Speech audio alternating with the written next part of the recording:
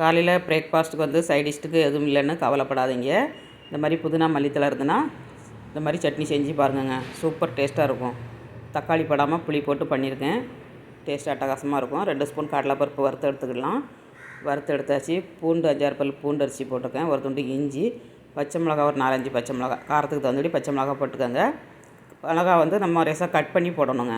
அது இல்லைன்னா டப் டப்னு வெடிச்சிரும். அதனால் லைட்டாக கட் பண்ணி போட்டுக்கோங்க. ஒரு வெங்காயம் பெரிய வெங்காயமாக போட்டிருக்கேன். கொஞ்சம் கருவேப்பிலை தழை போட்டு நல்லா வதக்கிக்கோங்க.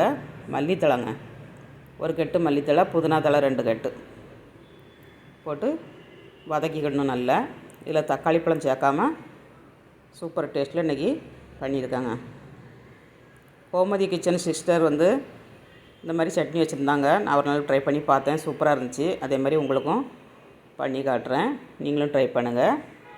1 ஸ்பூன் உப்பு போட்டிருக்கேன். மஞ்சள் தூள் கொஞ்சம் போடுங்க. புளி கொஞ்சம் போட்டுக்கோங்க. போட்டிங்கன்னா அந்த சட்னி வந்து கலர் மாறாதுங்க. மஞ்சள் தூள் போட்டிங்கன்னா நல்லா க்ரீன் கலரில் இருக்கும்.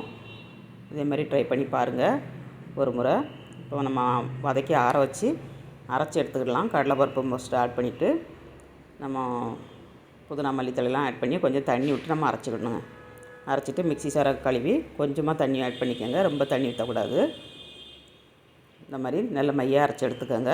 தாளிசம் பண்ணிடலாம். 1 ஸ்பூன் எண்ணெய், 1/2 ஸ்பூன் கடுகு, கருவேப்பிலை கொஞ்சம் போட்டுக்கோங்க. 2 காஞ்ச மிளகா போட்டு தாளித்து ஊற்றினோம்னா சூப்பரான சட்னி ரெடிங்க. புதினா மல்லித்தழை சட்னி ரெடி. வாங்க எல்லோரும் சாப்பிட்றதுக்கு. இன்றைக்கி எங்கள் வீட்டில் தோசைக்கு சைடு ஸ்டார்ட் பண்ணியிருக்கேன். அட்டகாசமாக இருக்கும் டேஸ்ட்டு. நெய் தோசைங்க. அருமையான சுவையில் சட்னி பண்ணியாச்சு. திருப்பி போடணுன்னா போட்டுக்கலாம். அப்படியே சாப்பிட்னாலும் சாப்பிட்லாங்க. சூப்பர் டேஸ்ட்டாக இருக்கும்.